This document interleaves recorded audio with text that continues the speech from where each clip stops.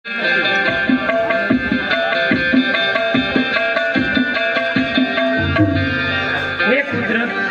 महानाथ आते हमारी केवी कसोटी हमारी के त्रण दीकरी होवा छता आ पोकणगઢની પ્રજા અમને વાજ્યના મેળા બોલે આજ આ પોકણગઢના મહારાજ અજમલને અઘોરવનમાં તપ કરવા જવું પડ્યું હે ભોળાનાથ મારા સ્વામીની રક્ષા કરજો હે શિવ શંભુ મારા સ્વામીની લાજ રાખજો હે શિવ શંભુ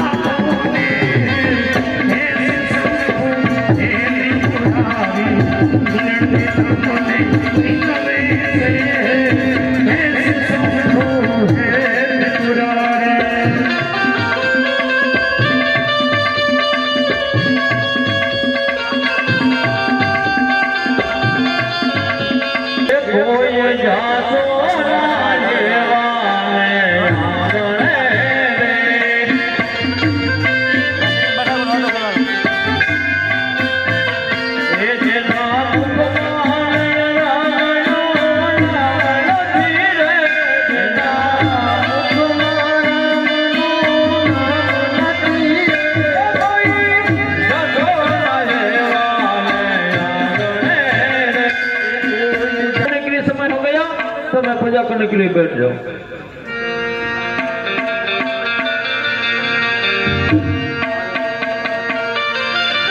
सामने काशी विश्वनाथ ने शिवालय देखा कि लाओ तपस्या करा क्या जाए।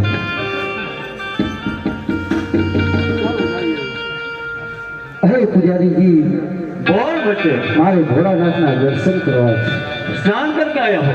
स्नान करीने जावવાનું હોય तो दर्शन भी करो।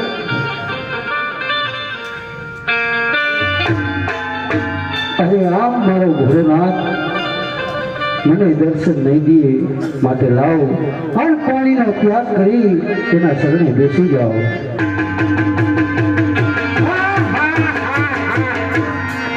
ત્યારે સબોલમાં મારી જરૂર પડી છે ઇન્દ્રદેવ। અરે વિષ્ણુદેવ સામે શ્રીના મંદિરમાં બેસે કાળા માથાનો માનવી અરે મારું ઇન્દ્રાસન જળવા માંગે છે। અરે વિષ્ણુદેવ કાળા માથાના માનવીને ખબર નહીં હોય અરે ઇન્દ્રનું ઇન્દ્રાસન જુઠું મહા મુશ્કેલ છે।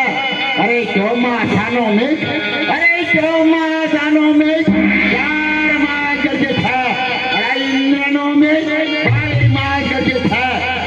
विष्णुदेव आज 12 वर्ष नहीं પણ 12 માસ નહીં, ફક્ત 3 દિવસ નહીં, તેમજ તને ઘડીની અંદર આજે મારું ઇન્દ્રસ્થાન પોપટના પાંજરાની બાબત બોલી રહ્યું છે. તો વિષ્ણુદેવ આજ્ઞા કરો, કાળા માથાના માનવીનો ત્યારથી મદદ. અરે શાંત થાઓ ઇન્દ્રદેવ, શાંત થાઓ. જેવી રીતે તમારી ઇન્દ્રપુરી ડોલે છે અને બ્રહ્માજીની બ્રહ્મપુરી ડોલે છે, તો એવી જ રીતે મારી વૈકુંઠપુરી પણ ડોલે છે ઇન્દ્રદેવ. તો હે ઇન્દ્રદેવ, જે મનુષ્ય 3 લોકને ડોલાવી શકતો હોય એ મનુષ્ય સાધારણ ના હોય ઇન્દ્રદેવ. અરે એ કદાચ ભોળાનાથનો પરમ ભક્ત હોય. અને હા ઇન્દ્રદેવ, આપ તો બધું જાણો છો કે જ્યારે જ્યારે આપણે દેવતાઓની કોઈ પણ સમસ્યા આવે તો એ સમસ્યાનું સમાધાન દેવોના દેવ મહાદેવ પાસે મળી જાય છે. તો ચાલો ઇન્દ્રદેવ, આપણે 3 દેવો મળી અને હિમાલય બેઠા ભોળાનાથની ગોદમાં જાય કે જેથી આપણી સમસ્યાનું સમાધાન થાય.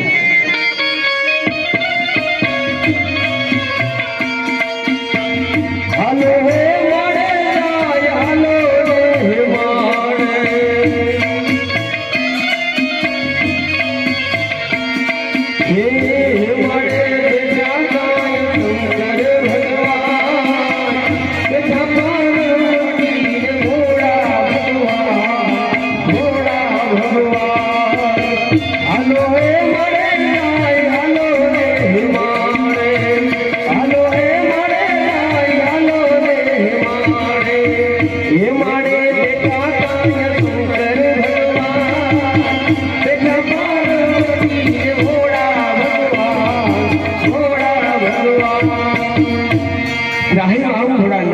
રક્ષા કરો પ્રભુ.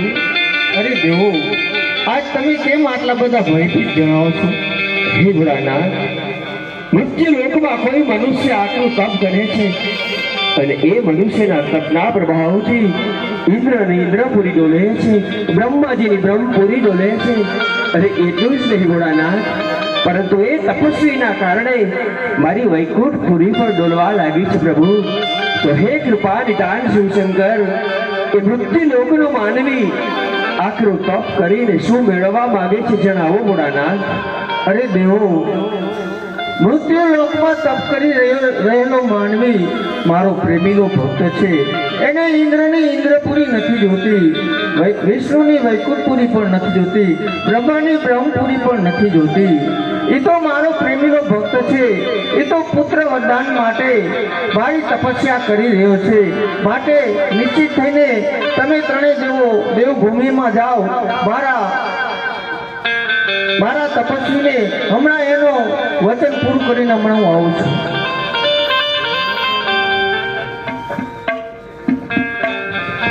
અરે સતી, તમે પણ કૈલાસપુરીમાં જાઓ. મારા પ્રેમીના ભક્તના સર્વે મનોકામ પૂર્ણ કરી હમણાં હું આવું છું.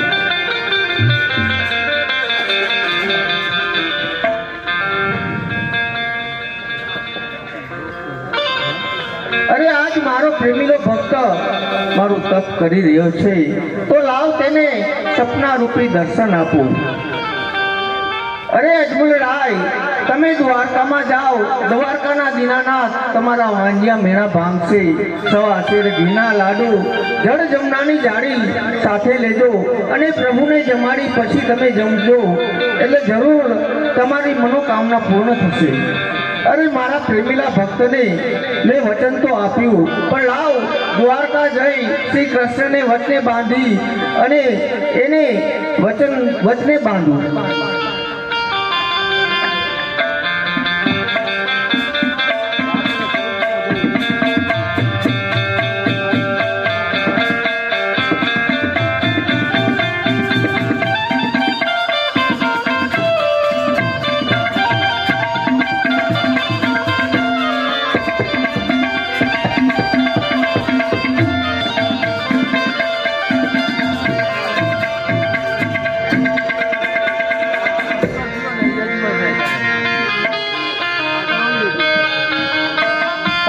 કૃષ્ણની જય હો.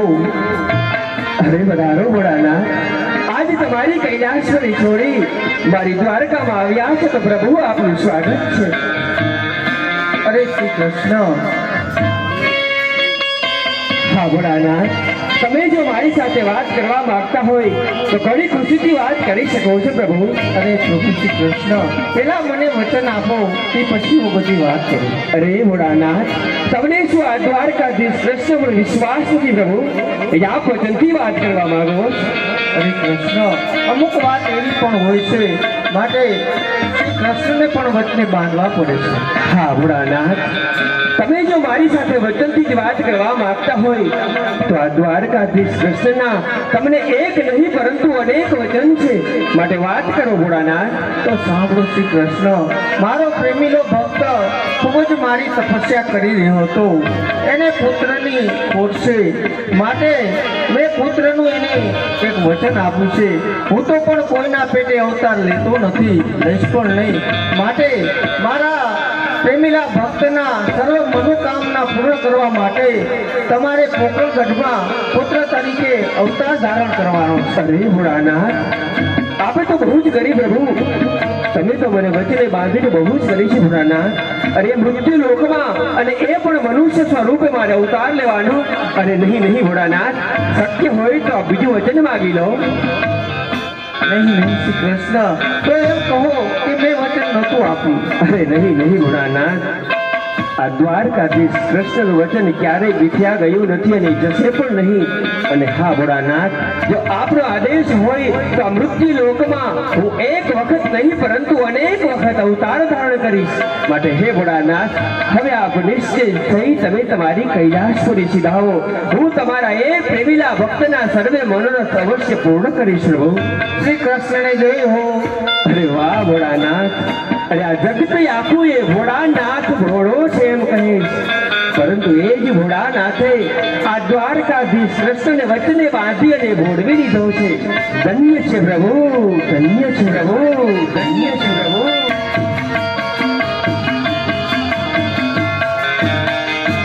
અરે પ્રધાનજી, માતૃશ્રી, તમારા મહારાજ ઘણો સમયથી આ ગુરુવનમાં તપ કરવા ગયા છે, હજુ સુધી કેમ પાછા નહીં આવ્યા? અરે માતુજી, આપણે પ્રજા તથા જાણવા આવ્યું છે કે મહારાજ તપ કરીને આવી ગયા છે અને આપણી સમક્ષ હાજર થવાના છે.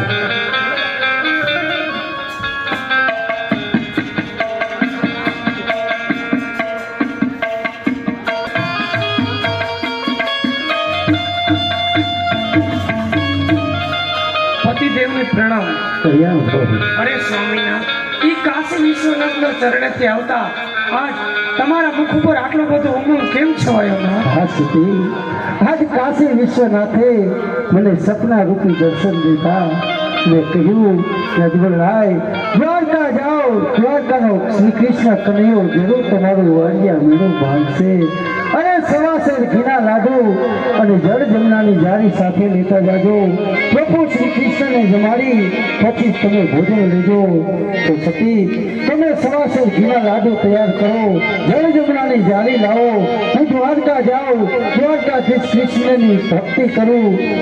હું મારા પ્રભુને જમાડી પછી જ મારે ભોજન લેવાનું છે. સતી, અરે સ્વામિનાથ, પુત્રની વાત સાંભળી મારા હૈયે હરખ સમાતું નથી. ચાલ, હમણાં જ હું સવા શેર ઘીના લાડુ અને જળ જમનાની જાળી તૈયાર કરાવું.